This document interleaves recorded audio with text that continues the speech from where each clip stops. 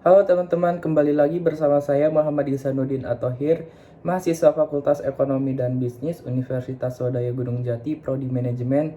Saya dari kelas 2J Manajemen SDM dengan NPM 1210229. Di video kali ini saya akan membahas pembelajaran tentang bisnis kompetensi. Tanpa membuang waktu, untuk selengkapnya mari kita simak videonya.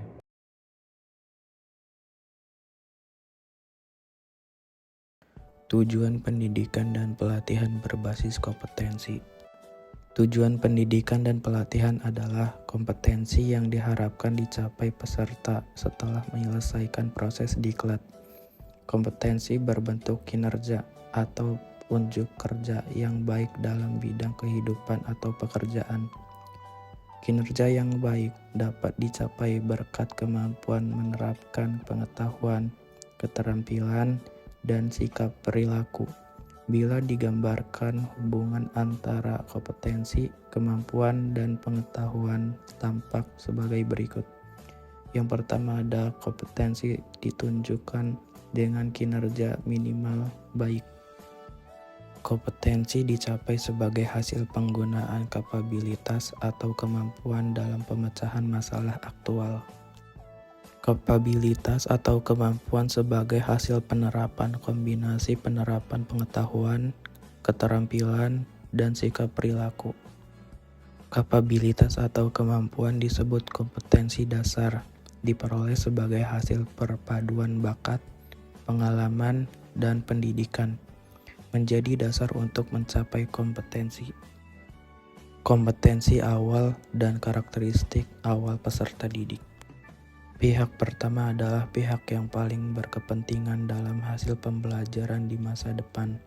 Mereka adalah pihak yang perlu dibantu penyelenggara diklat untuk membangun cita-citanya.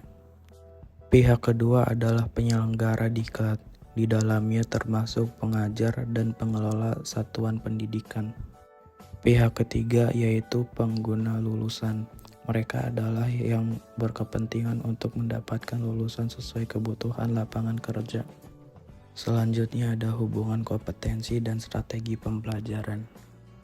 Pendesain pembelajaran diharapkan dapat melaksanakan kegiatannya secara bertahap. Yang pertama, menentukan tahapan dan langkah kegiatan pembelajaran dengan urutan isi yang diarahkan pada pencapaian kompetensi. Demikian pula pada saat menentukan metode, media, alat, dan alokasi waktu harus mempertimbangkan kesesuaian unsur dalam strategi instruksional dengan kompetensi dalam tujuan pembelajaran.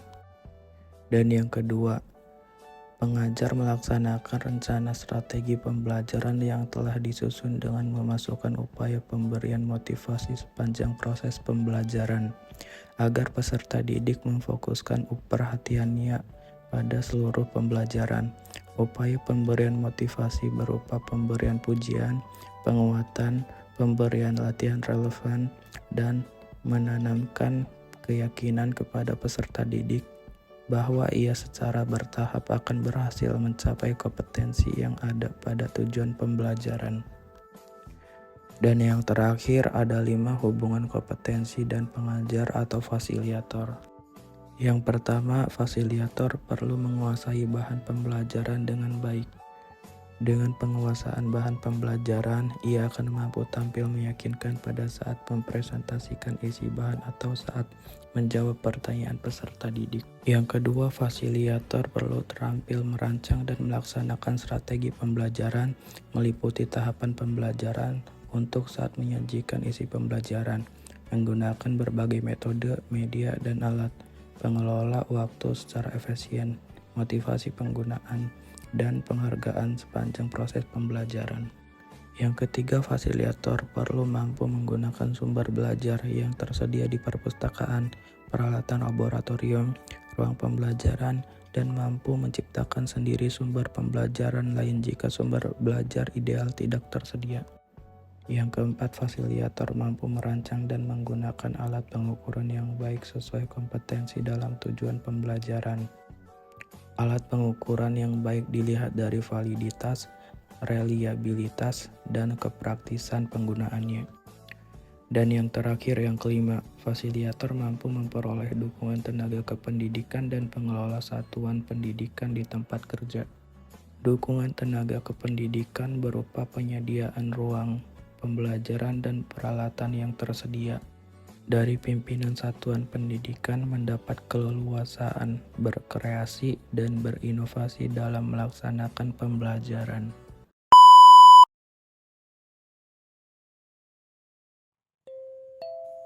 Bang, komen ngapa bang? Like-nya mana bang?